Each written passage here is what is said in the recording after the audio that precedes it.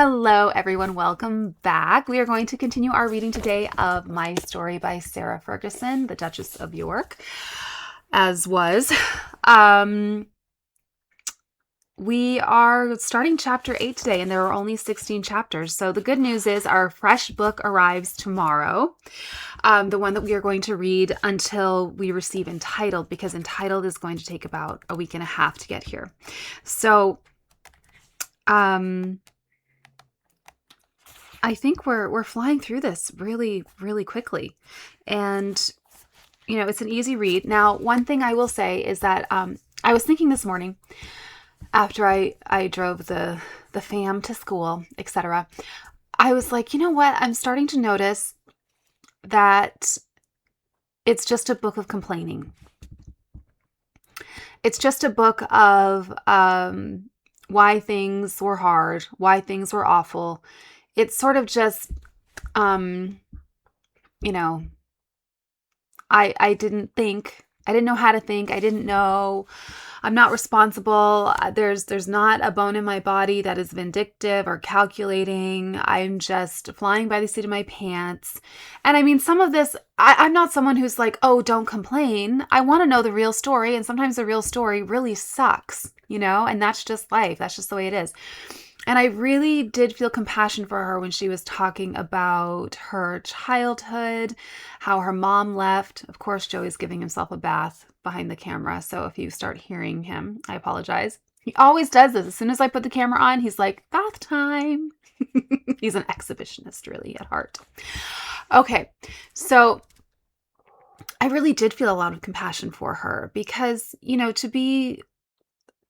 don't even know if she was 13, around between 11 and 13 when her mother left. And that's devastating. And her mother takes off first of all to London. And I guess because the girls were in school, maybe that's why she left them where they were. But I'm like, surely she could have taken them with her. But it just seems like her mother, she got married when she was 18 years old. And I think she had the girls, in her, by the time she was in her early 20s. And so it just seems like she wanted a clean break from family life. Like she wanted to go out and live the life of a single woman. And she's still a young woman. So she missed all of that in her 20s. So it seems like she just wanted to go and experience it. She meets the Argentinian man, and by all accounts they did have a happy marriage, but at the cost of her daughters being left behind. And then eventually she does move to Argentina, and I just can't imagine. It's bad enough moving to London, but to move just halfway across the world is wild. So I do have a lot of compassion for that. But I'm starting to feel like, okay, now you're just whining. So when she was talking about their excursion that they took to Northern Ontario, and they were canoeing, and it was such hard work and this and that. And then at the end, she's like, well, now when I look at this diary, I just see such a trooper. I don't. You were complaining the whole time. You wouldn't even accept the eggs because there were black flies flying around. Like, girl, come on. And then to say, oh, I didn't have a blender. That was the most bizarre thing to me, to say like, oh, well, we didn't have a normal, wedding because we didn't get a blender. Oh, but then they did get a blender, but it doesn't matter because there's nothing to blend. Well, come on. One commenter said, I can't believe that there'd be no food in the palace. Well, same. Me too. Because Diana was famously binging, right? And she talked about it openly, that she's always binging.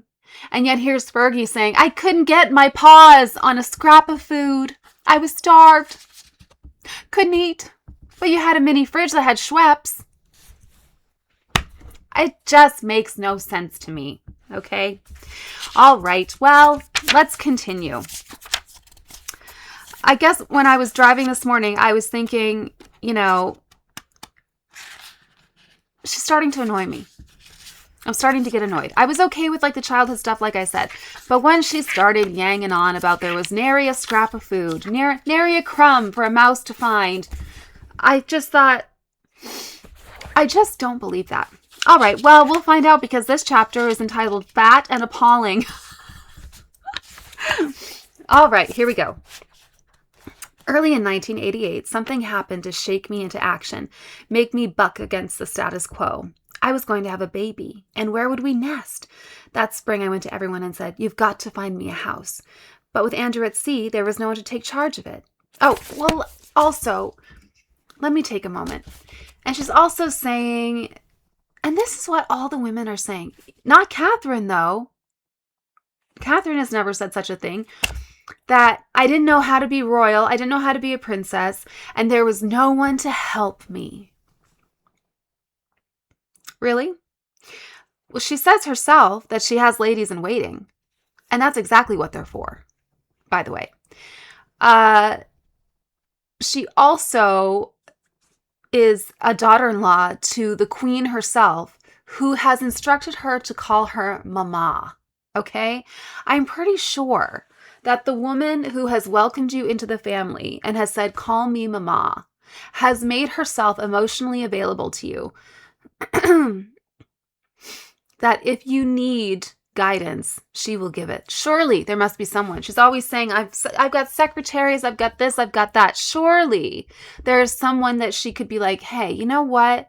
I don't really know how to do this. Can I get some instruction from someone?" And it would have been, they're not going to be like, "No, too bad." I just can't believe it. I really cannot believe that there's no one about to help you at all. I don't believe it with Fergie. I don't believe it with Meghan Markle. I don't believe it with Diana. Not for a second do I believe that there was no one about who could help them find their way through all the, pomp and circumstance of royal life. I don't believe it for a second. But I think it suits the narrative of all three of these women, because all three of these women don't want to admit that they had any shortcomings, that they did anything wrong, that they treated people in a way that they shouldn't have, that they behaved in a way that was intentional and vindictive and intended to cause at least emotional harm or distress to people around them. And so I think it suits the narrative. There was no one to help me. I didn't know what I was doing. Oh, I was so confused. I was so depressed. I was so lost. I was so sad. That's what they all say. Well, all right, let's get back. All right, she was trying to find a house, but Andrew's at sea and no one to take charge of it. And I began to get despondent at the notion of raising my baby in the Department of the Environment. Girlfriend, you are in Buckingham Palace. You're not in the Department of the Environment. The Department of the Environment is in Buckingham Palace. Okay. Then I got lucky. At polo one day, I sat next to Queen Noor, the American-born wife of King Hussein of Jordan, and I asked her if she knew of any cottage we might live in. What? Like, sweetheart, you are living... Prince Philip is down the hallway. You couldn't go knock on his door? Be like, "Hey, Dad, here's the thing. Who do I talk to about this?" But you're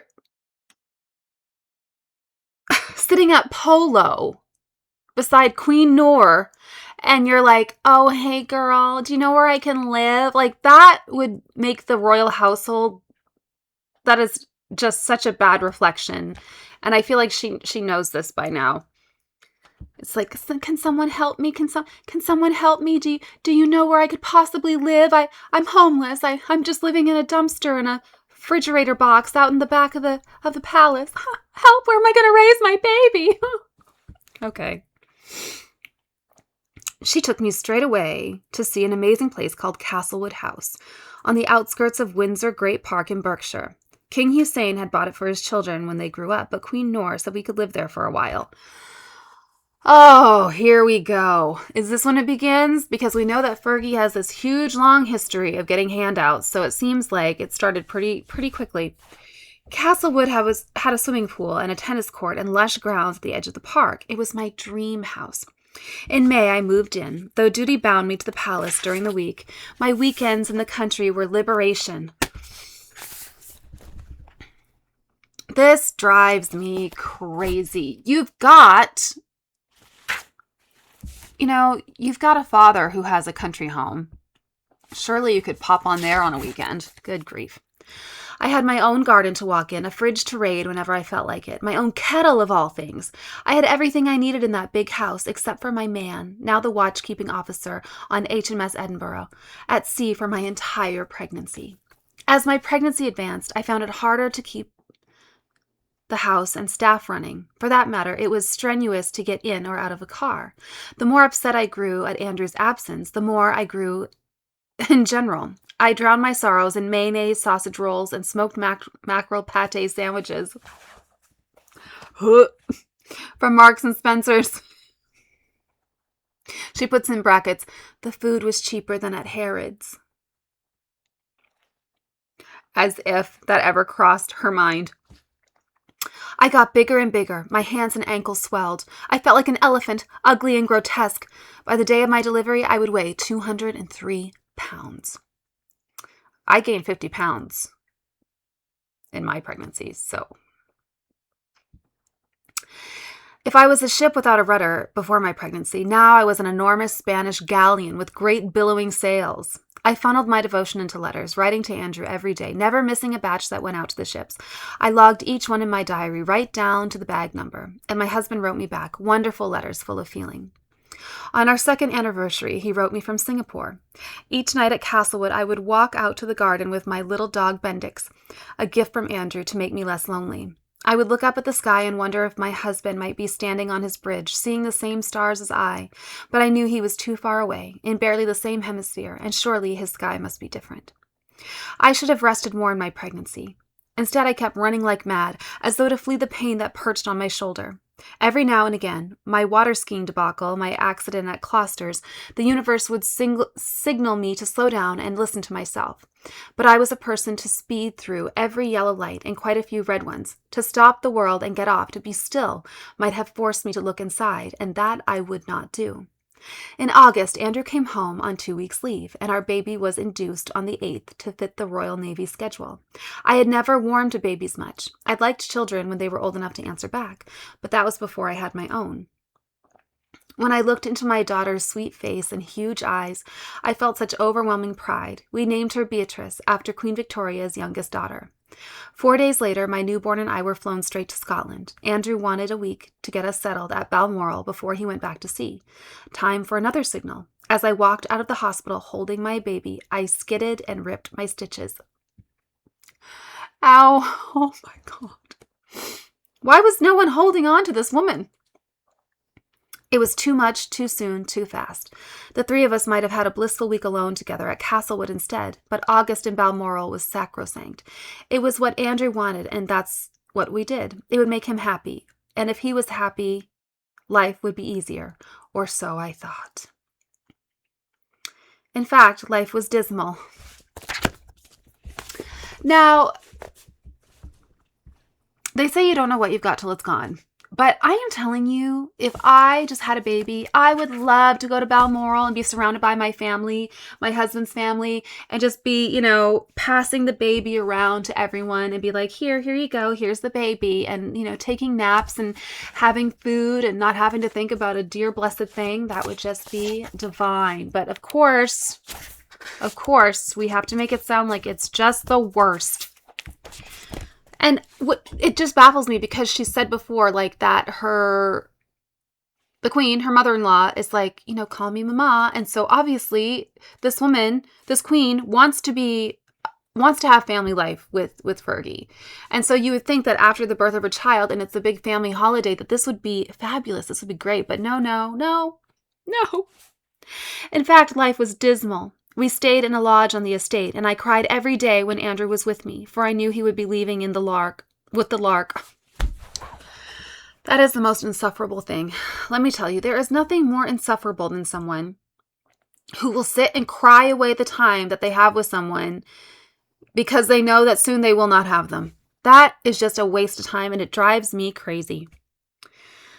Okay. And then he was gone, back to his ship in the Philippines. I moved into the castle after he left, feeling fat and self-conscious and altogether hideous. I holed up in my room, writing 750 thank you notes by hand for the baby presents.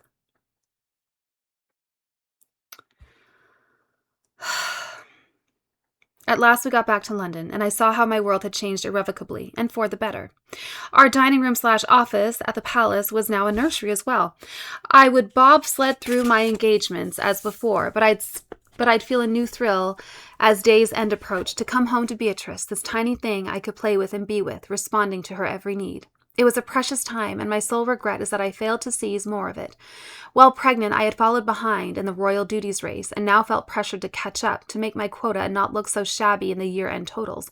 What the hell was I doing? Here was my most remarkable achievement, this beautiful girl I had given Andrew, and yet I could not pause to enjoy her. The pleaser was working overtime, and still she was cheating the two who mattered most, the new mother and her child. In September, when Beatrice was 6 weeks old, I left her with Alison Wardley to join Andrew on our tour in Australia. I had urgently wanted to take her with me. Newborns are highly portable, after all. You simply strap them to your chest and off you went. They were happy with a smile and a coo now and then, and a bottle and a clean nappy. But the firm was quite firm on this point. It would be ill-advised to take Beatrice to Australia, the courtiers informed me. And you can't flit halfway around the world with a baby. And the last thing in the world the poor child wants is to be dragged from place to place. And for me, the clincher, it is not done. Here, then, was my dilemma. Should I leave my child or my husband? I was getting trim at last. 6 weeks later? And I wanted Andrew to look at me as a woman again. Only later would I realize that he cared far less about my weight than I did. I could not bear the image of him turning up at port without me standing there and waiting with the other officers' wives. Most of all, I needed to shore up my marriage. The 2 years since our wedding had wafted us apart. Though I wouldn't dare say as much, I sensed we were in trouble. It had to be Andrew's turn now. I knew Beatrice would be well cared for by Alison, and so I left. If I had to do it over, I would have snatched my baby up and made a run for it. Instead, I bowed to my fear of whispers. What would the courtiers say about me? What would the family think? Look at her. She doesn't listen, and she doesn't take advice. I had been brought up to do what I was told, and it was a hard habit to break. As I have said, fear will often lead you to what you fear most. The trip to Australia wound up pleasing no one. Each morning I awoke with the ache of missing a part of myself. Andrew was caught up in his job and the Navy's boys' club. 6 weeks cannot save a marriage in any case. The press, meanwhile, laid the most hurtful charge imaginable, that I was a bad mother. No one cared to remember that the Queen and the Queen Mother before her had once been obliged to leave their own infants and go out on tour. The tabloids can nod to history or leave it, depending on their aim, and now they aim to do me in. I had gotten a few knocks before for the Ascot umbrella caper and other piddling improprieties, but this attack was something different. It was heavy and enduring and mean-spirited, and soon it would spiral into something worse. Fergie mania was dead and buried. It was my time to be the royal scapegoat. As with everything else, I would do it in a big way. Where exactly did my plummet begin? Many months before Australia, I'd begun to feel that some great, massive machine was pulling me down. It was set on automatic, and it would never let up. At the palace, I felt perplexed and helpless, not just now and then, but 8 times a day. I could not ring up Andrew and say, how do I deal with this? I could only rely on my upbringing, on what I thought was right, but that approach had proved a patent failure. I was not pleasing anybody. With each mistake, I lost confidence, and the more I lacked in confidence, the more silly things I did, till I dove into a tailspin with the joystick sawn off in my hand. In short, I was a sitting duck for the first tabloid in need of a pot shot. The British press had come a long way since the days of Edward VIII, when they tiptoed around his affair with Wallis Simpson. The modern royal family was a late-edition soap opera, its members stripped down into 2-dimensional cartoon characters.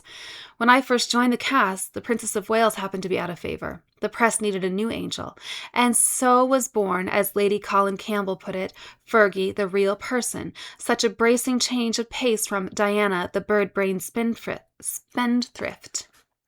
By late 1987, however, Diana had been restored to Golden Girl status. Her return opened a vacancy on Fleet Street for the Bad Royal, a role filled at one time or another by Philip, Margaret, Charles, Anne, and Princess Michael. And who better to play the heavy than the overweight ex-commoner with a strong, now overbearing personality and a candid, now tactless way of talking? The Duchess of York was declared a loser, a major, big-time loser, and unlike Charles or Anne, who were royals by birth, she was also expendable. No need to worry about going too far. One thing is certain, the press could not have found a more unsuspecting target. Crushing along as the remarkable Fergie plumped into my feather pillow banality, I'd been heedless of the cruelties heaped upon Diana. I surely missed some of the early salvos fired across my own bow, for defamation starts as a subtle thing. One day your photographs are not quite so flattering. If you pull a silly face or flash a bit of thigh in leaving a car, that is what you will find on the next day's front pages. The reading public doesn't see the editor poring over 6 rolls of film to find the most damning shot. The reading public simply thinks you are a fool. Then the bombardment steps up. You find quotes put in your mouth that aren't simply made up, which is routine, but are also absurd or insulting or just out-and-out stupid. You go to dinner with friends for some moderate enjoyment, a bottle of red, a bottle of white, and some enterprising cub reporter has counted the number of glasses at your table, including the ones for Perrier, and implies that you have partied to beat old Bacchus.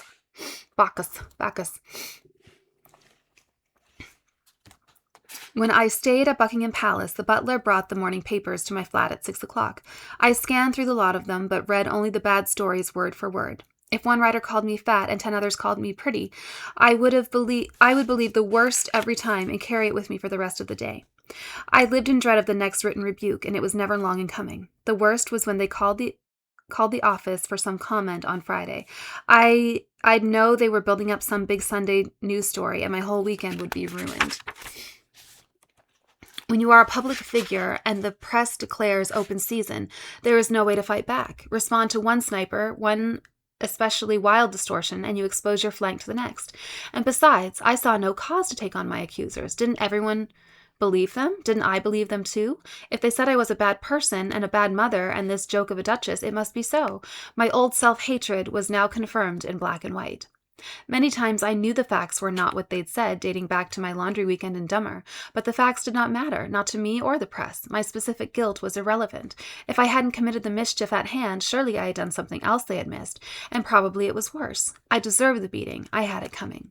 And I was guilty of mental cruelty and abuse, of attempted murder. I was bent on my own destruction. I was still my own worst enemy, which in those days was saying a lot. With hindsight, I might have got clemency had I played the shy, starving victim, the pale girl who would sin no more. But you must remember that I was unsinkable. I was Molly Brown with a vengeance. What can we do to get this woman down? It must have galled the tabloids to see me keep bouncing back like a child's inflatable clown, or like the boxer who gets pummeled into concussion but refuses to take the count and fights on into brain damage. Other bad royals had been protected from the excesses of the press. Harold Evans of the Sunday Times once told me that the Queen herself had asked each editor to back off and leave Diana alone back in 1982, which they did, at least for a while. Princess Anne, to name another, withdrew into silence, then came back rehabilitated. But I would not be allowed such grace. Nor was I apt to seek it. With no normal home or family life, with my husband gone and my friends shunted aside by duty, I had lost touch. You are looking at a true identity crisis here. My private self, long anemic, now was nearly invisible, certainly inaudible. Who was Sarah? I could not answer, as I could not make out the question. All I could hang on was this baroque public figure, this messy concoction of a duchess. She might be ridiculous and contemptible, my persona, and soon the most reviled woman in the British Isles, but I could not lay her to rest. I had nothing inside to take her place. Oh, for the love of Pete, all I have heard for the past 3 chapters is, who is Sarah? Who is Sarah? I just don't know. All right. Let's keep going.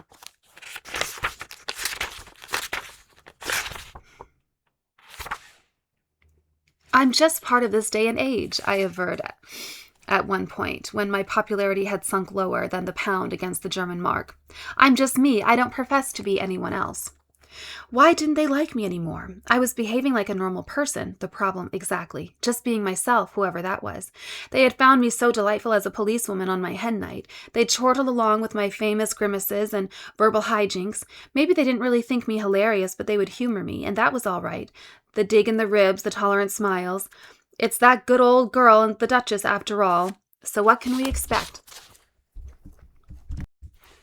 But now the smiles had stiffened. Now they found me unacceptable, totally lacking in decorum. There was Ascot and L'Affaire Lulu, or the private dinner in New York where I had knighted our host's dog with a butter knife, or the time when Diana and I played at pushing each other down the slopes at Closter's as the photographer snapped away.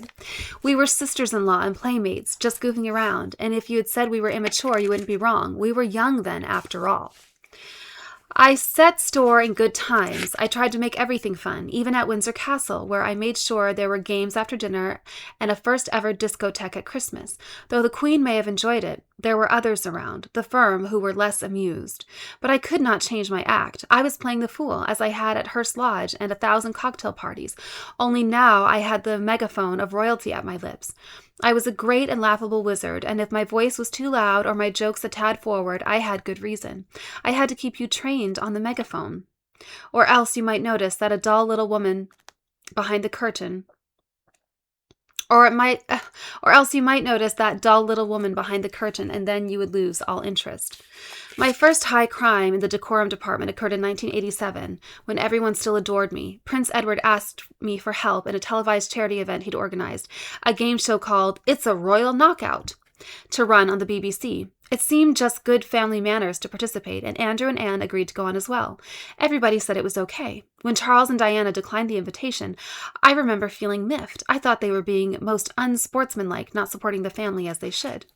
Later, I realized how smart they had been, that you cannot put your neck on the line where there's an HRH by your name. The show was structured around a series of slapstick contests, races on oil slicks, water bucket drenchings, pies in the face. Celebrities like Jane Seymour and Christopher Reeve had been enlisted to perform the actual foolishness. The young royals were team leaders. We dressed in medieval costume and rooted from the sidelines. The show was all in good spirits and for a good cause, but it ended as a public relations debacle. Harold Brooks Baker of Burke's Peerage, sniffing like a man with terminal hay fever, declared, "It is extremely dangerous for members of the royal family to conduct themselves in this way. These actions could lead to a republic." I was ready to take my share of the heat for the show. I was not prepared to be cast as the villain of the piece, the pigeon numero uno, but that was exactly what happened. In the weeks to follow, and for years to come, It's a Royal Knockout would be analyzed as my first great blunder. It seemed so unfair to me. As captain of the blue team, I might have mugged and cheered more freely than the rest, me being such a fun-loving sort. I was still the new girl on the block. Why should I be singled out as coarse and vulgar? What of Edward and Anne and Andrew, whose lead I was following? Why should I be blamed? Now, too late, I see how the game was played, in the media and in the firm. How I was suckered time and again. Everyone had a rule book but me, and when I finally got my copy, it read in pig Latin, and I couldn't catch up with the class. I had been given the rope to hang myself, and had tied the knot like a scout.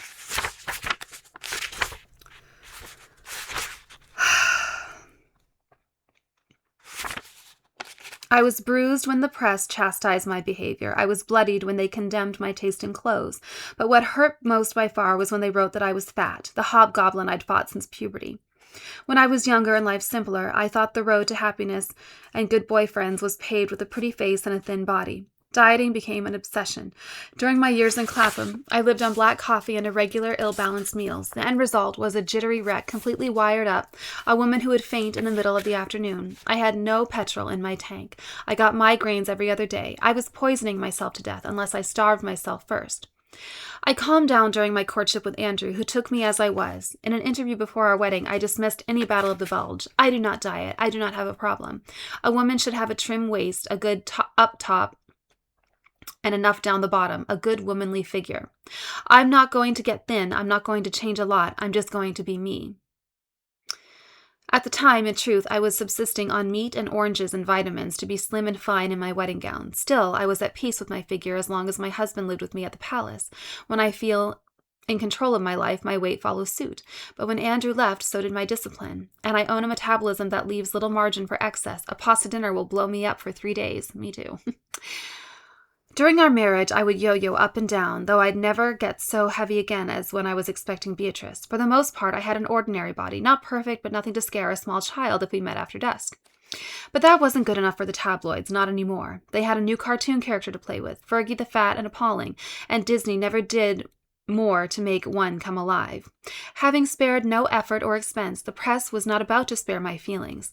That is the quandary of a public figure. Even your figure is public. Your vital statistics can be scrutinized like the national debt. You are left nothing as your own, least of all how you look.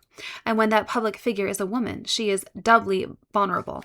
The press can leer and mock her and put her down in the lowest old boys club tradition, all under the cover of the public interest. That is true. Of all the headlines composed in my honor, there is one that takes first prize. Set above a singularly unflattering photograph, it proclaimed me Duchess of Pork. As awful and humiliating as these articles could be, the worst part, the most defeating part, was that all of them were smoke screens.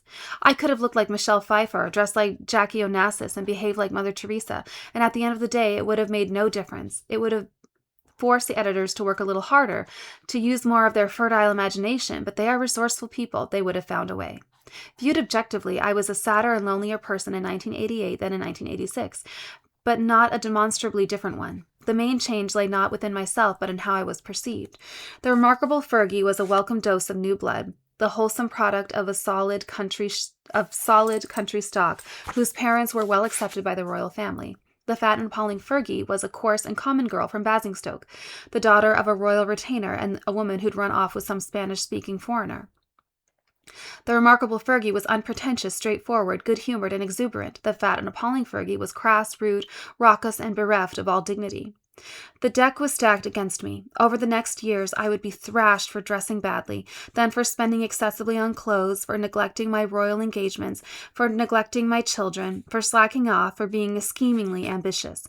But my real problem was none of the above. In fact, I was damned not for what I did or how I looked, but for who I was. And that was something I was helpless to change.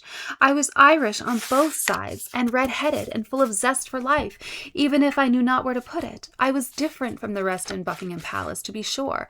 My differentness had drawn Andrew to me, won the Queen's favor, made me a duchess, and now it had made me a marked woman as well. Looked at this way, the damage was done at the very beginning. I was hopeless from the start. The wrong person in the wrong place at the wrong time. They could never make me the perfect princess.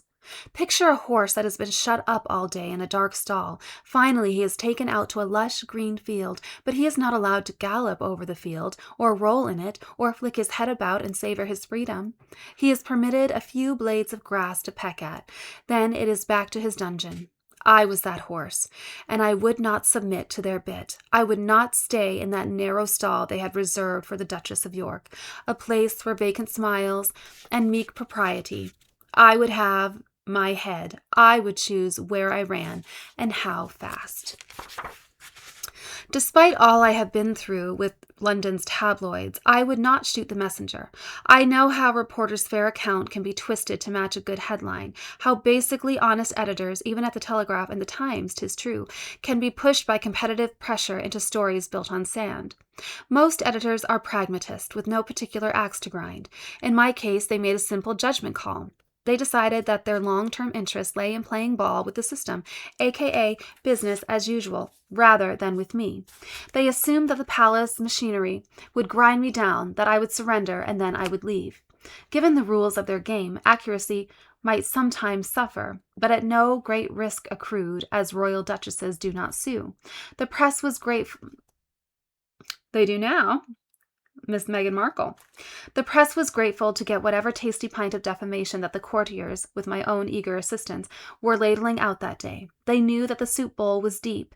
There would always be more food where that came from. If a publisher was especially loyal and consistent, a title might even be thrown in for garnish. There is no more reliable member of the establishment, for example, than the distinguished Lord Rothermere, chairman of the Daily Mail.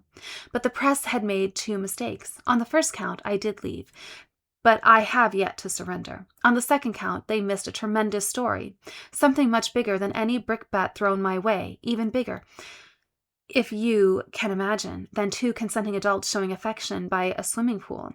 In my opinion, the press is still missing that story today. As yet unwritten is the tale of how some of the most trusted people at Buckingham Palace have undermined the monarchy itself. Oh, you all. Should we keep going or should we take a break? Chapter 9 is entitled Slamming the Window. The Prince of Wales once put it neatly. "We don't run our staff," Charles said. "They run us." If the royal family represented the firm's board of directors, with the Queen as chairman of the board, the senior courtiers were the operating officers, the ones who called the shots from day to day. At the top of their pyramid loomed the private secretaries, one for each branch of the family. They ruled their fiefdoms with the assistance of their deputies and equerries. Think of bureaucrats with epaulets. And they ruled with an iron hand. These were the Grey Men, the obsequious band that shaped palace policy and decided who got access to the royals themselves. While the top jobs were semi-hereditary, the typical courtier entered the palace only after his career stalled elsewhere. The royal family didn't pay well, but the Grey Men weren't looking for a big wage. They came from the good old landed gentry, after all. Once entrenched, a private secretary might keep his job until someone noticed that he hadn't dozed off at his desk after all, but was on permanent coffee break. In his inertia, he was the perfect agent of the British establishment, an exemplar of stability over talent. Prime ministers might lose votes of confidence, royal houses might rise and then fall, but the courtiers would remain at Buckingham Palace. Their faces might change, their mission never. And after you had been there for a while, even all the faces began to look all the same. The Grey Men were essentially well-marinated Sloane Rangers. Their suits were charcoal or navy, perhaps with a pinstripe, or, when the weather was warm and they felt especially jaunty, a grey Prince of Wales check. Striped or collared shirts, pale pink or pale blue, conservative ties with some regimental insignia, or old-school ties, black shoes buffed to within an inch of their lives. These senior courtiers did their work with a certain insouciance. Another word I rarely use. They were shooting most weekends, took a day off for Royal Ascot each June and for Wimbledon each July. When they managed to show up at the palace, they followed a daily regime that was military in its precision, everything down to the minute. At 9:30 in the morning, they trooped in through the Privy Purse entrance, where the footmen relieved them of their umbrellas and their overcoats, to be folded, never hung, just so. "Will you be having lunch today, sir?" the footman would reply. "I'll let you know," the Grey Man might reply, a bit brusque. Filing straight into the equerry's room, with its thick blue carpet, the courtiers harumphed their way through their newspapers. If I happened to be featured, a not infrequent misfortune, they would periodically croak out some trenchant comment, such as, "What has that dreadful woman done now?" When several of them got going, I've been told, the effect was not unlike Budweiser's famous talking frogs. Reading done, the courtiers popped into their offices, made and took a few phone calls. They knew well that the first rule of any business hierarchy was that one's influence hinged on how well one controlled the flow of information. At the palace, for example, Prince Charles could not simply ring up Princess Anne with an idea for some joint charitable endeavor. He would speak instead to his private secretary, who would pass the message down to a lesser secretary, who would call over to a secretary in Anne's household, who would relay the message back up to her private secretary, who would then speak to Anne. It would all get quite Byzantine, but no matter how strenuous their toil, the Grey Men were sure to get back to the equerry's room at 12:30 on the dot for their gin and tonic. If they were dining in for lunch, they would stroll past at 1:15 to the household dining room, the exclusive preserve of the private secretaries, equerries, and ladies-in-waiting. A second palace dining room accommodated other white-collar staff. A third served the butlers, footmen, drivers, and housemaids, and woe-betide anyone who happened to trespass into the wrong room. Tea was served in the equerry's room at 4 o'clock sharp, and another gin and tonic at 6.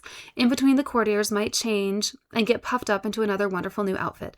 The equerries would look especially grand with all their shiny medals. In sum, this was less a job than a cushioned way of life. Yes, the pay was not much, but it was quite a good wage for the service rendered. She just sounds bitter. You know, it's not like she's doing God's work. So who cares that there are these jobs that, you know, people have been in families for generations? You know, just why are you taking it so personally? I just think it's stupid. And anyone who's ever worked for like a job in the government, or, you know, it's not just the Queen's household that runs like this. It's a lot of government offices, and there's a lot of the stuff that goes on in lots of places, and the bureaucracy happens in way more than, you know, just obviously the palace. She just sounds bitter. Okay. Mr. Zed was the firm's CEO. He was not quite 50 when he rose to his current post, but his age seemed indeterminate, as it often did among the grey men. He would look as though he'd been at Buckingham Palace forever and would stay on for all time. Were you to happen upon him outside the palace, you might think Mr. Z a superb bowler hat caricature of the upper-class Englishman, discreetly modulated, professionally adenoidal.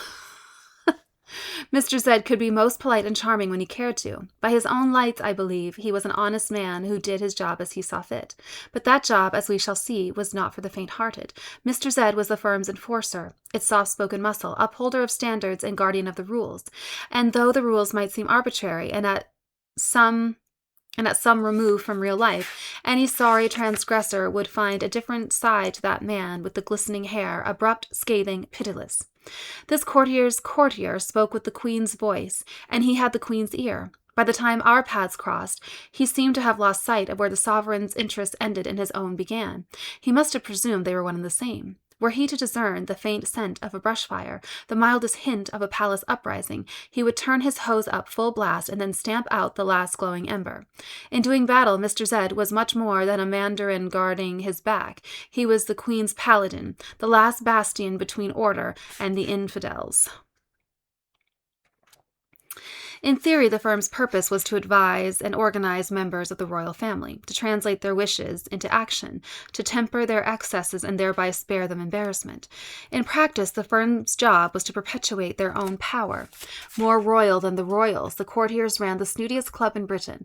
Their hostility toward outsiders was legend. In Victoria's day, they referred to Prince Albert as that German, and his aides as German spies. More recently, Prince Philip took a try at reorganizing palace management and ran smack into a wall. For what good was it to be exclusive if you did not keep others out? And what was the point of a censure if one was now to be judged on merit? The firm's agenda bred pettiness and ignorance as Burgundy grew grapes. It especially bred an arrogant suspicion toward new ideas. The Flat Earth Society was alive and well at Buckingham Palace.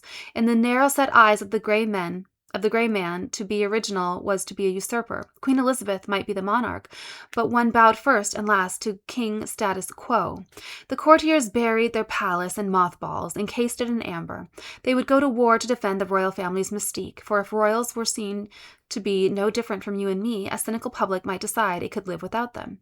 When Diana entered the palace in 1981, she was quickly marked as a threat.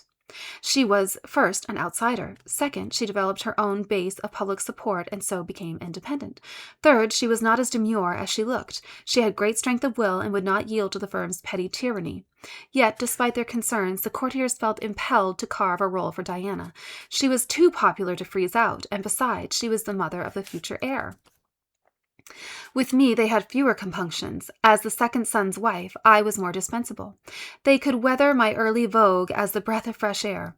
They could bide their time, but they knew what must eventually be done, because fresh air can be a dangerous thing. Too much of it could make the palace untidy or rearrange the furniture. Too much of it could even blow a house down. By the time I returned from Australia, the grey men were itching to batten their door and slam their windows shut. Oh, please. I think she's putting way too much stock in her level of influence.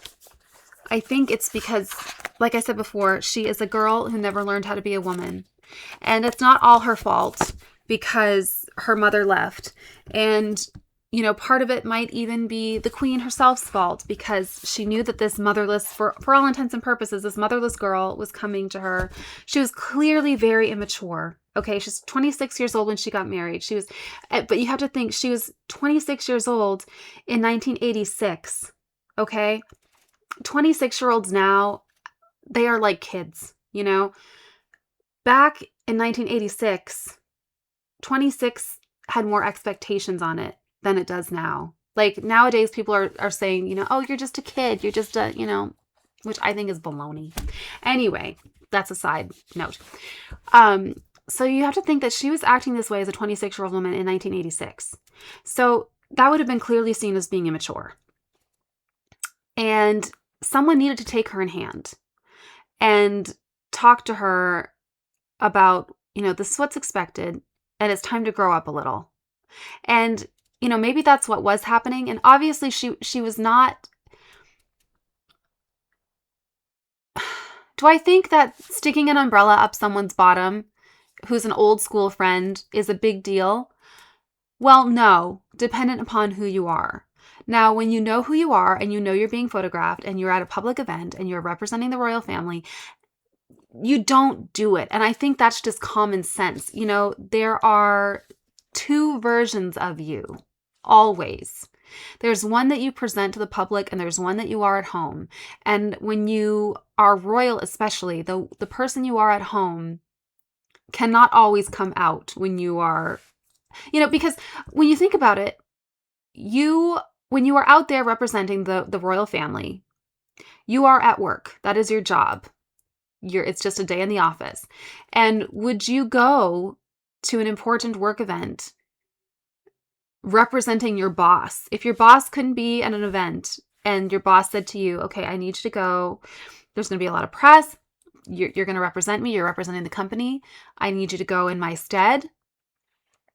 Would you be going and sticking an umbrella up someone's backside? Probably not. It's just pretty common sense, And yet she's acting like, oh, I was just too much of a breath of fresh air. Well, no, I think she was immature and unwilling to grow up even after she had her baby. It's like nothing, she's just going to whinge and whine and complain, and nothing is going to make her grow up because she is really set on this fact somehow that, she is set on this fact that her being like this is somehow a mark of her spontaneity and her zest for life. And I can't help it, I'm Irish.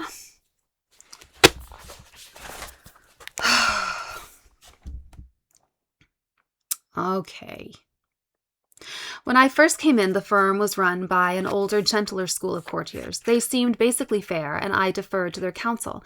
But it wasn't long before these men left, or retired, or died, and the firm had its own changing of the guard. There were and are still some good people there. But this new lot was different, more driven, more nervous, less tolerant. I think I was an electric shock to them, a different sort of animal than they had dealt with before. It didn't help that I was flying solo without Andrew for guide or buffer. The new lot was suspicious of me from the start. It began with the raising of the old eyebrow. Then the snide inflection, the cutting comment that you couldn't quite hear. My staff would be greeted by sniggering as they walked the palace corridors. They were nearly as unpopular as I, because they would not trade gossip at lunch. Soon I was getting periodic memos. They would be unbearably pompous by the end of line one, and would never use one line when 15 would do. The more pointed reprimands would be verbal and more circuitous. A gray man might phone our household's private secretary for a little chinwag about my latest misdemeanor, with the tacit of understanding that his point would be driven home to me. They were on the same team, these courtiers, all guarding something larger than the royals they happened to be working for. They had the gray men called me directly, I might have been more inclined to listen, even if I'd hated what I'd heard. But their indirectness got my back up. First of all, we've already acknowledged that there is a line of communication within the palace that has been established since days of old. So even Prince Charles, when he has an idea, would not just call his sister up and say, hey, Anne, what do you think about this? First, he would speak to his secretary. Hey, this is an idea I have. Write it down.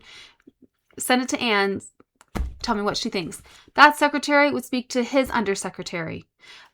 That undersecretary calls the undersecretary of Anne's secretary, and on and on and on until there is a way in which communication happens. And so she's explained that to us before, but now she's here saying, well, they didn't talk to me directly. If they had spoken to me directly, well, this is what I don't understand. And I don't understand it with Meghan Markle either.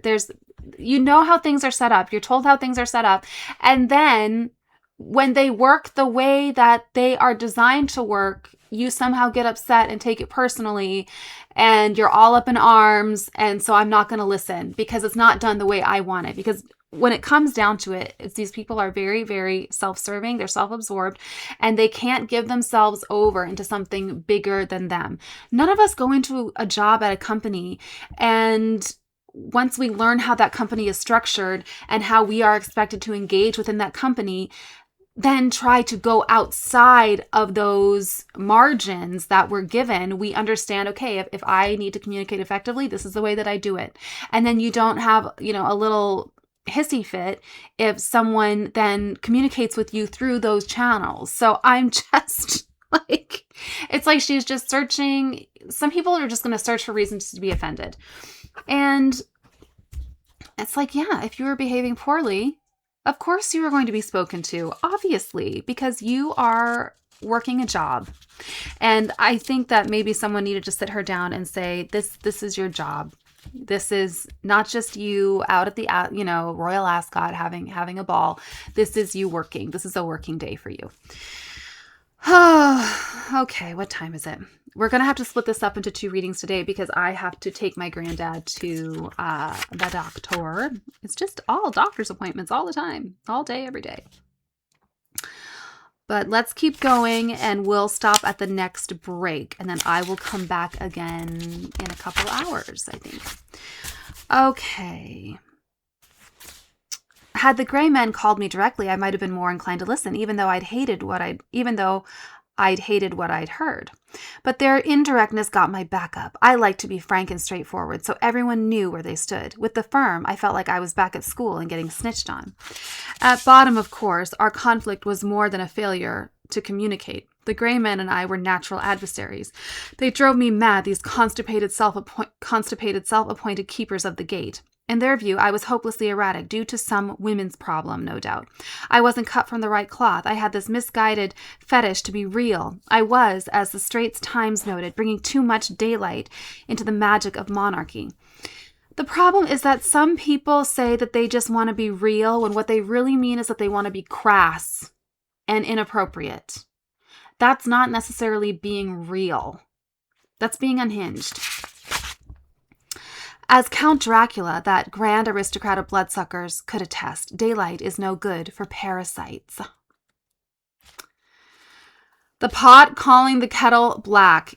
I just can't believe she's on, these gray men, these courtiers, this and that and this and that. Ma'am, this is their job. They are here to keep, this establishment has been going for 1,000 years, and they're here to maintain it.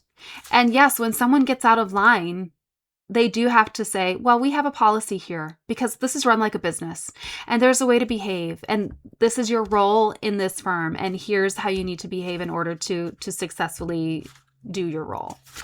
So, as if parasites. I can't wait till we read Entitled.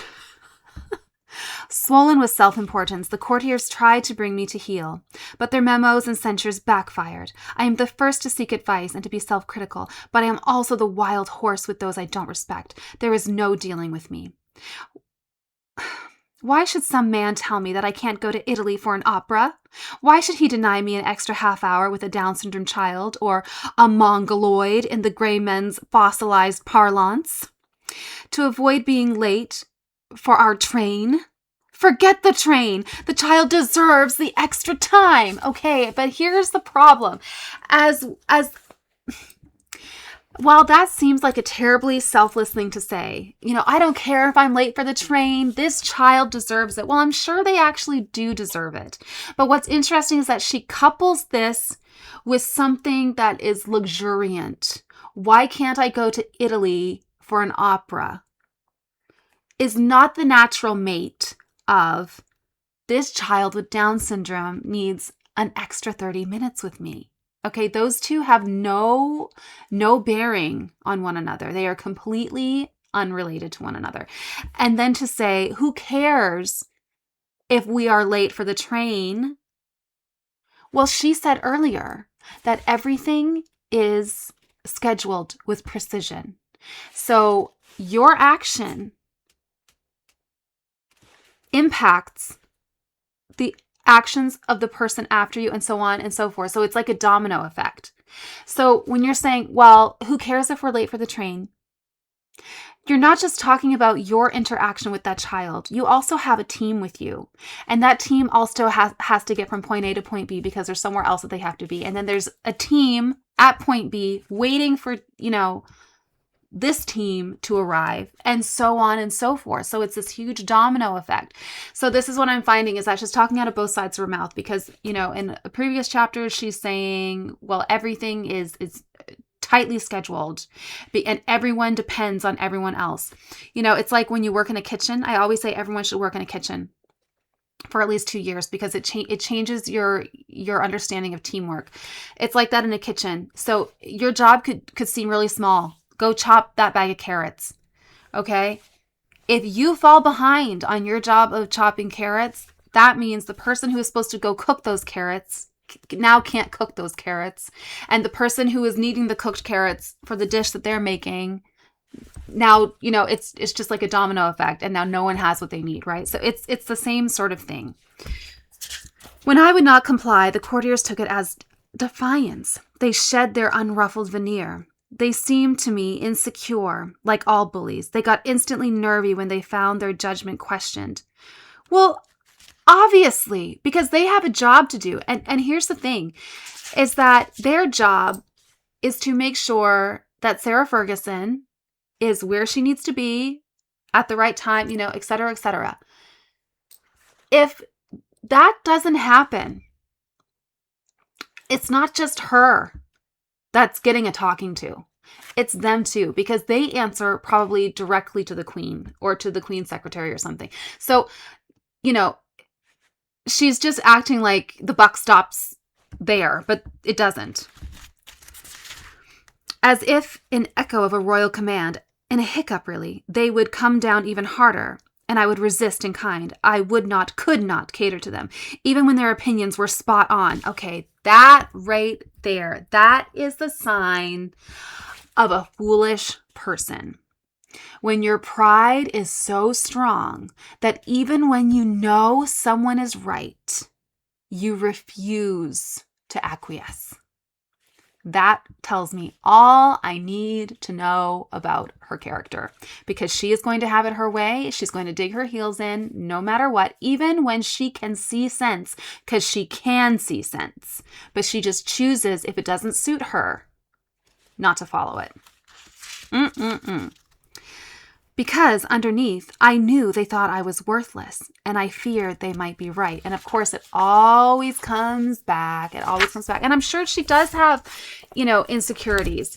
I have no doubt. We've talked before, like someone obviously, the queen should have taken her in hand and been a mother to her. And really, really been a mother to her.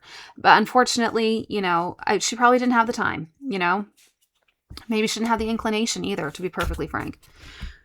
There could be no truce between us. I was getting judged all day long, and I don't take well to judging. It brings out the mischievous child in me, makes me wilder and more headstrong.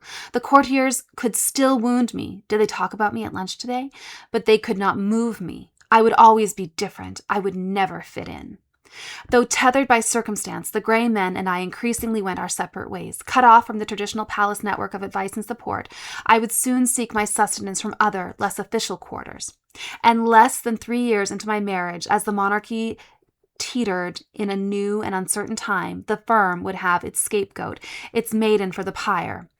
Always considerate, she had brought her own matches and kindling. She would be cooked to order. Okay, we're going to stop there for now because I have to get some stuff done and I won't have time to upload this if I keep going.